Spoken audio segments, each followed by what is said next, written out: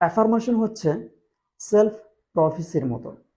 আপনি যদি সবসময় নিজেকে বলেন আই এম কনফিডেন্ট, এটা যদি আপনি শত শতবার বলেন, থাউজেন্ডস টাইম বলেন, তাহলে আপনার মাইন্ড রিপ্রোগ্রামিং হবে। আপনি সত্যিকার অর্থেই কনফিডেন্স ফিল করবেন এবং আপনার বিহেভিয়ারে এটা এক্সপ্রেস হবে। আপনি যদি নিজেকে বলেন আই অ্যাম ডিসিপ্লিনড, আপনি যখন এটা বারবার বলবেন, আপনার সাবকনশিয়াস মাইন্ডে এটা রেকর্ডেড হবে এবং সাবকনশিয়াস মাইন্ড রিয়েল টাইমে আপনাকে সেভাবে বিহেভ করার জন্য ইন্টারনাল ইনফ্লুয়েন্স ক্রিয়েট করবে। তাই প্রতিটি কাজের সময় আপনি নিজেকে কি বলছেন সে ব্যাপারে আপনার সতর্ক হতে হবে। সো আপনি যদি মোটিভেটেড থাকতে চান, তাহলে মোটিভেশনাল অ্যাফার্মেশনগুলো কালেক্ট করুন এবং দিনে 100 বার, 150 বার, 200 বার এভাবে বলুন।